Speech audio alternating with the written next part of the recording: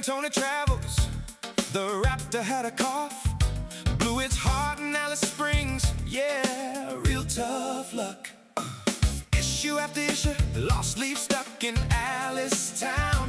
Finally got back on the outback highways. Nerves were running high, kilometers ticking by. But tell us, how's the Raptor going now?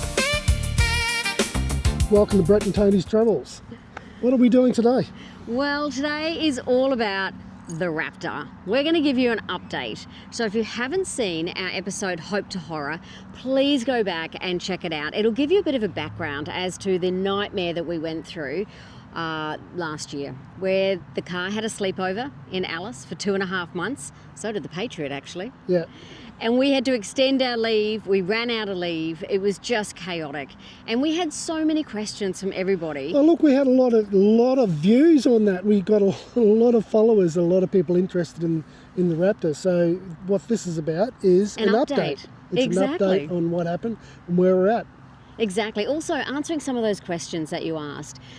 Where are we at with Ford? What do we think of the Raptor? Do we have any issues with the Raptor on our way home?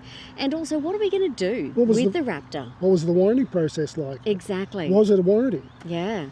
And what we're going to do with the Raptor? Are we going to sell it? Are we going to keep it? All of those questions will be answered in this episode. So thank you so much. Hang around, and don't forget, if we didn't answer any questions or you want to know more, please throw us in the comment whatever your questions are, whatever your comments are. And we'll answer them. Absolutely. We also need some advice as well. So through this episode, we're actually going to ask for your help. So please don't be shy, reach out, and we love constructive criticism. Just be polite though. All right, so let's delve into it. What is going on with the Raptor?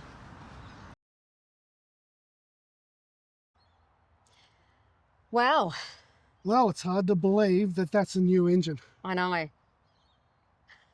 We had so many issues. We had 3 main issues.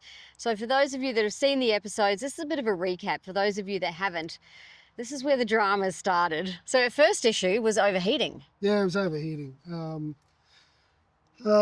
We just came back from some gorges. What gorges? Out of the West MacDonald Ranges. Yep.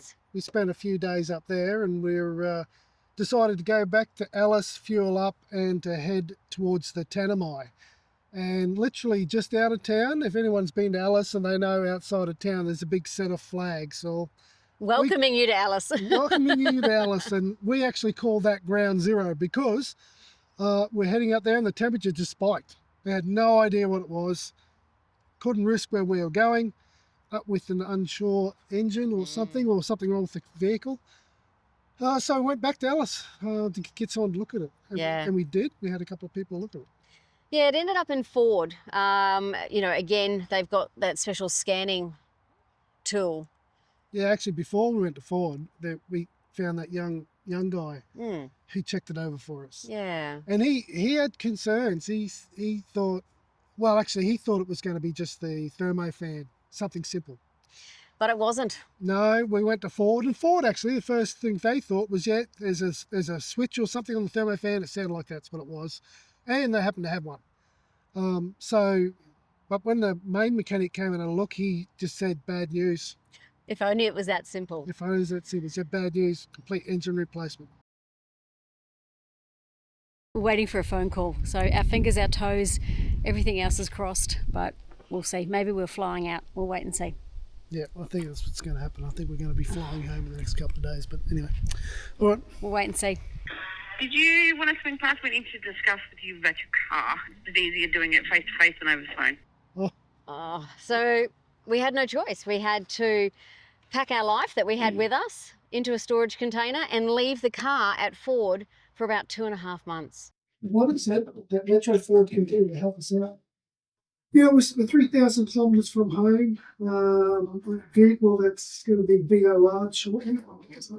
It looks like we're going to be out of circa 20 grand, which is, when we bought the vehicle, we certainly thought it would last a lot more than 5 years. Brett and Toni Travels. The Raptor is with Ford and the campers having a sleepover in Alice Springs. Such tough luck.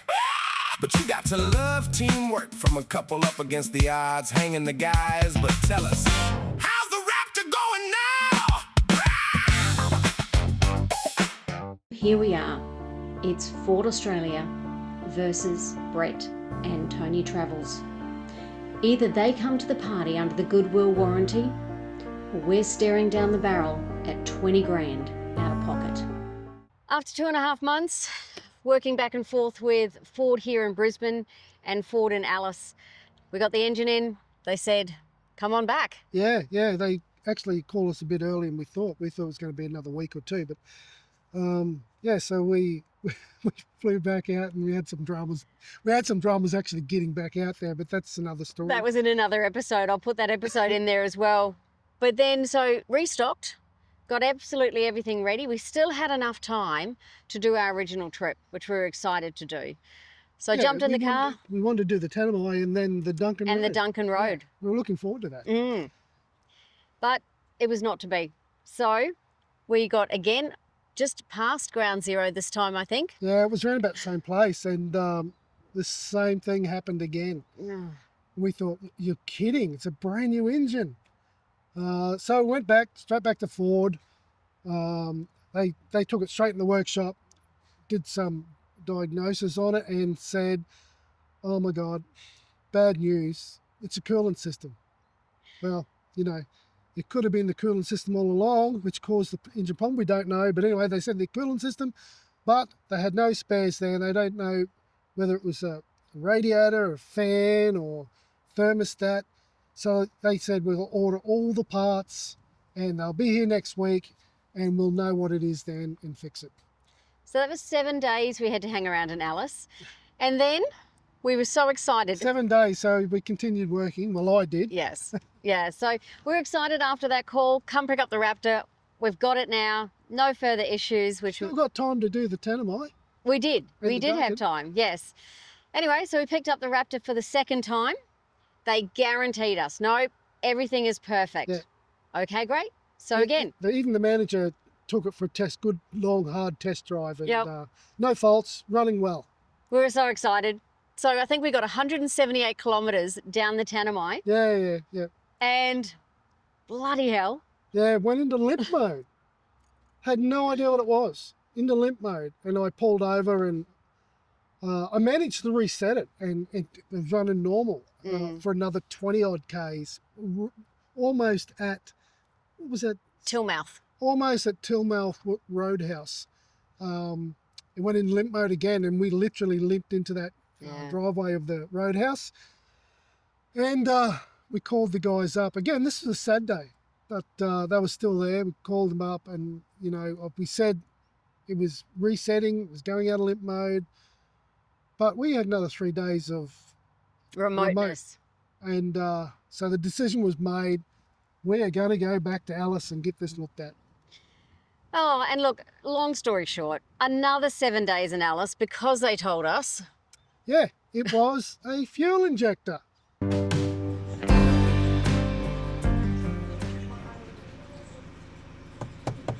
Now, I don't know if anyone knows, but when they change out these short blocks, they reuse a lot of components, and one of the components was a fuel injector. Whether it was a faulty injector or it was damaged being installed, we don't know. But anyway, there was a fuel injector fault. And again, they didn't have spares. They had to order the spares. I even asked, you know, they got all these new cars in the lot. Can you take an injector out of one of them? They said, no, they're different. Anyway. We tried. So we tried. So we had to wait a few more days. Another 7 days in Alice, exactly. And then, so that really ate into our travel plans, unfortunately. We had just enough time to do the trip that we wanted to do. And that extra 7 days just made us obviously have to reset. So really, it was 3 issues. It was the overheating. Yeah, it was a complete engine replacement. Yep. Second one was? Second was, it turned out to be a radiator core. So they put a brand new radiator core in. And then the third was a set of fuel injectors. And here she sits now. Yeah, so, yeah. But all these issues caused delay and we're still full-time workers. So we had to change our travel plans. We really wanted to do the Duncan Road off Tanami and You just couldn't do it. You Wait, just a couldn't- trip for another day, I think. Yeah, for another day. So yeah, change plans. Could not do that. But that is obviously the issue that we had. The three issues, they were the main ones. And you couldn't tell. Looking at this to the untrained eye, you wouldn't have a clue because this is what it looked like when we dropped it off.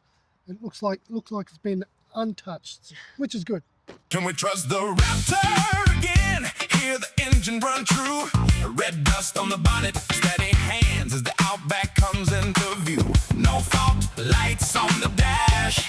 Trust finding his way back through. Oh, so we had a big decision to make. We had literally just picked up the Raptor and we didn't have enough time. We had lost 14 days hanging around in Alice. So we didn't have the right time to do the Tanami and the Duncan. Didn't have enough leave left. You know, like we said, we're full-time workers, and we're going to do this stuff on our leaves. So we shot straight up the guts. Yep, to Daily Waters, over 900 kilometres, I think, was it? Yeah. Over 9 hours driving, anyway, in a vehicle that we just were unsure of. It sort of let us down previously. But we got to Daily Waters. There was no codes, no alarms. It actually went smooth. You know that I travelled that whole 900 kilometres Just with watching the dash. my fingers crossed, and any beep that happened, I reckon I had there was just some nervous reaction in my body when we heard beeps. Even the blinker. You put the blinker on at one stage, and I freaked out. So any noises the car would make, any notifications would just trigger us. But Yep. look, it didn't happen. We got to Daily Waters exhausted. We were so exhausted. We had a feed at Daily Waters. It wasn't so much that we were exhausted from the 900 kilometres. We do big days. If you follow us, we do long drives. I think it was just the nervousness. Well, hypersensitive. Yeah. We're constantly, listening out for sounds and keeping an eye on temperatures and We stopped stopping and checking the lot. vehicle. That was a bit exhausting. But anyway, we did it because we couldn't do the Tanami. So we just shot straight up the guts to Daily Waters and stayed there the night. That was cool. It's always a good spot. Love It is Daly's fantastic. Waters. So, What did we do after that? well, then we just basically ran all of our previous trip that we had proposed. Savannah Way, we did all of Savannah Way down through the southern lost city, which was amazing. There's an episode on that as well. We found your most favourite campsite thus far in Queensland. Gregory Gregory River. River. Oh my God, that place. Yep.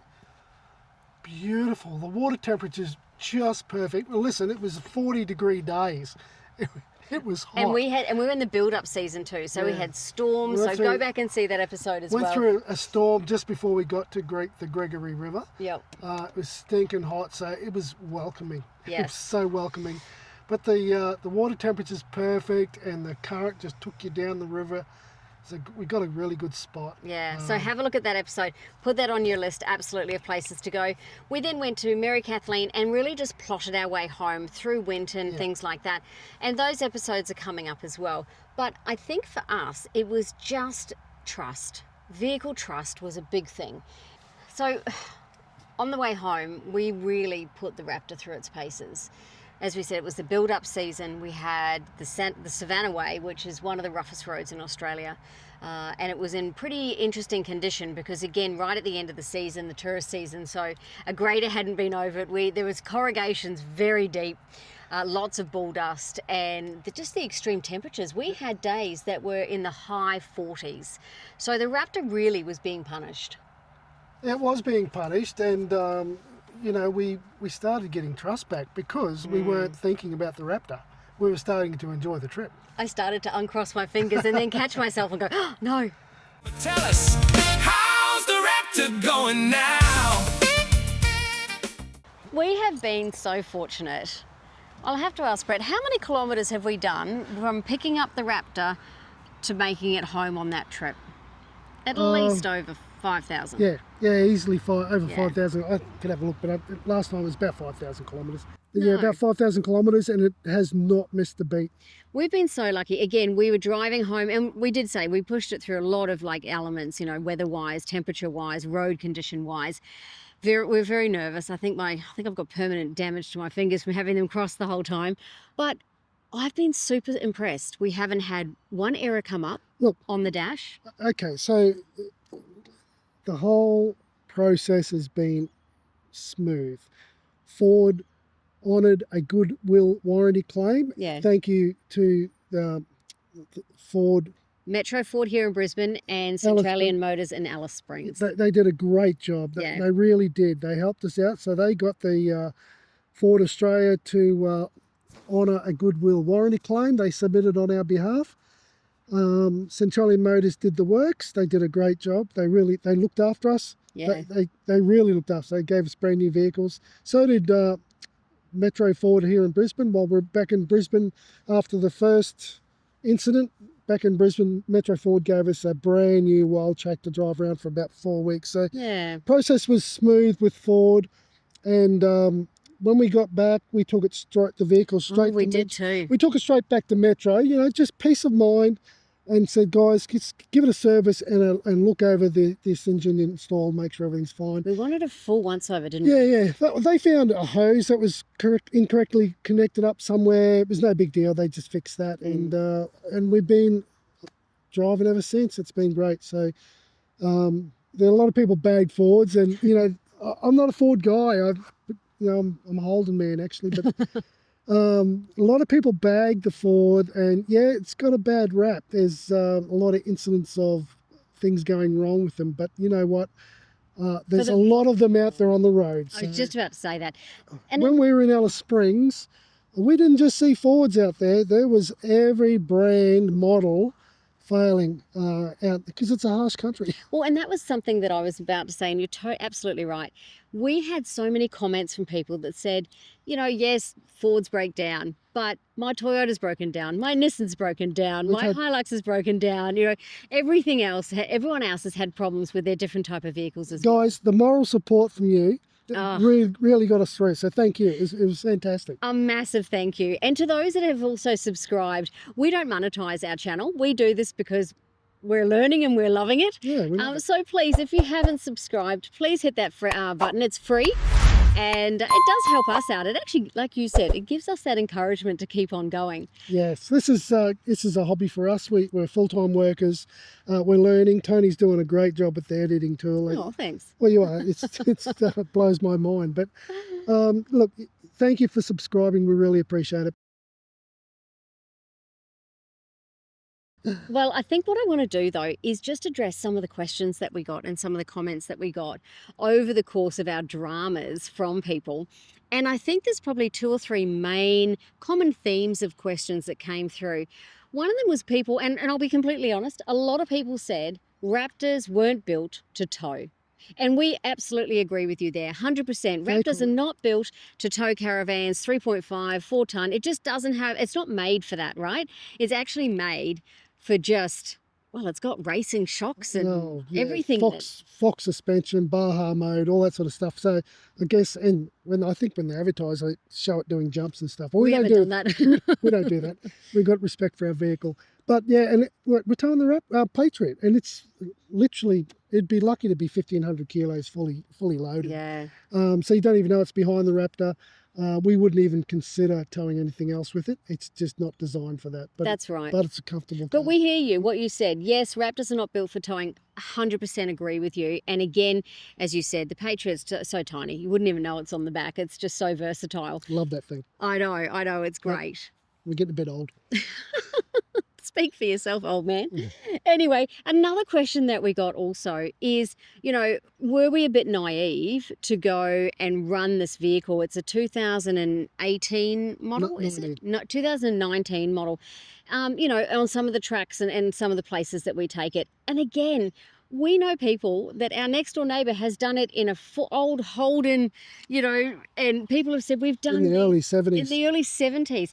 Our setup... And the roads were much worse back then. Absolutely. People's setup is very individual, right? So for us, the Raptor and the Patriot suit us right now. It's a capable four-wheel drive.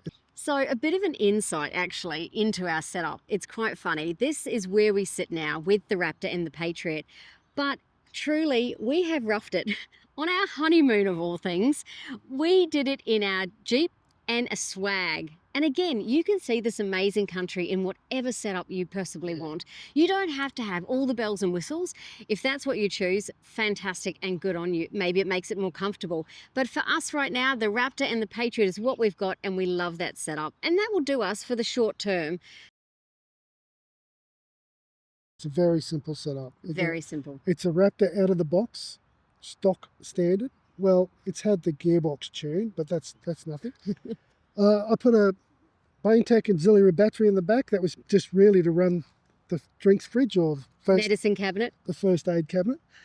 We put a compressor on, dual ARB compressor, because you've got to be disciplined airing up your tyres, guys. Yeah. Those tyres are $600 a corner, so you've got to look after them, be disciplined. Did that and a 140 litre long range fuel tank. But that's it. That's all we've done. And we've gone to some incredible places. So your setup is unique to you. Yeah, it is. So yeah, the future. What's the plans? So I guess the question is, do we keep the Raptor or do we sell it? Well, I think it's time to maybe ask for some help. What do you think? Yeah. All right. I think we need to think about the future. The future. Yeah. So we've decided it's taken a long time to convince me to transition to a caravan. I've loved the Patriot. It's been fantastic. But Toni doesn't like getting wet. Packing up in the wet is terrible. I agree. It's terrible. So she's convinced me the future is going to be a caravan. And of course, we get a caravan, we have to replace the Raptor. Now, we're not talking immediately. So no. This is where I think we're going to need some help. So if we do sell the Raptor, what is it that our options are? We need a vehicle that, one, is going to suit our lifestyle. Two, we want a bit of a breakaway vehicle as well. So to do the desert and to do runs where we're not having to tow something. I just don't know what the options are. We have to think about that. What about a Toyota conversion? Maybe 300 series, 79 series with a canopy? That could be an option.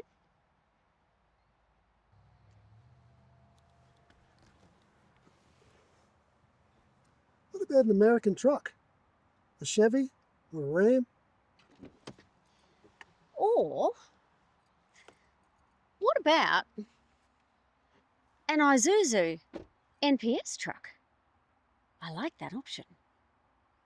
So there's options, and look, there's pros and cons to all of those. But we don't know them. So it'd be great to get your feedback, guys. Absolutely. People who own these things, owned them or driven them, had them, we'd love you to give us some feedback on converting a Toyota 300 series. They're a very good platform, but it's pretty expensive, right? So if you talk about a converted 300 series and then setting up a touring American vehicle or an NPS, they're all the same sort of coin from what we can see. Yeah. But it's about pros and cons. But I think also, if you're thinking about it, are you still then restricted with weight if you have, say, a converted 300 or 79 series?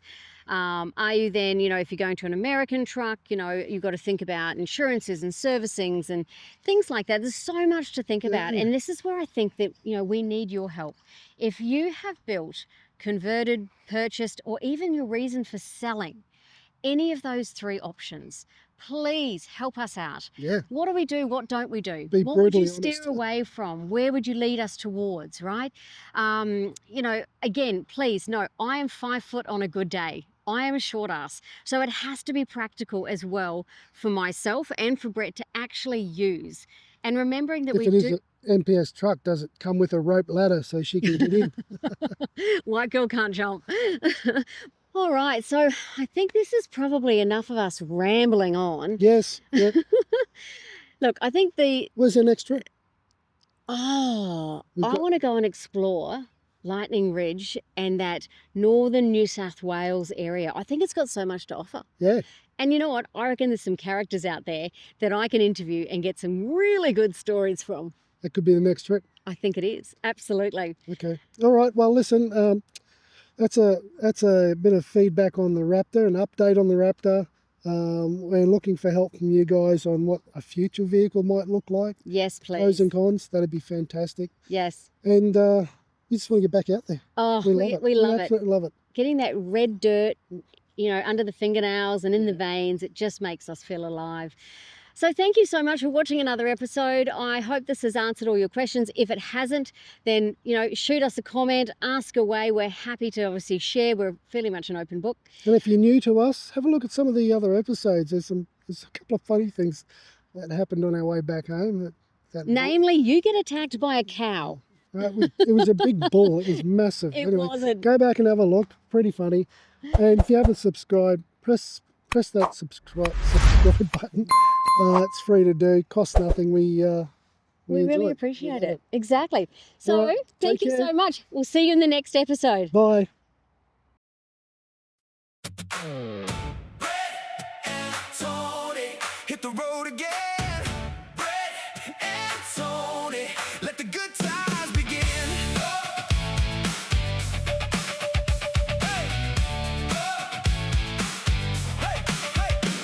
Pack bags by the door, keys in the hand. New town, new taste, new lines in the sand. Big laughs, real talk, one more mile to go. Every day's a story, ready, set, go. From the first turn to the last view, we're rolling out and bringing you to Brett and Toni, let's go. Brett and Toni, you know, one road, one ride, we take you along. Brett and Toni, let's go. Brett and Toni, one show. New places, new faces, and a brand new song. And a brand new song. Hey.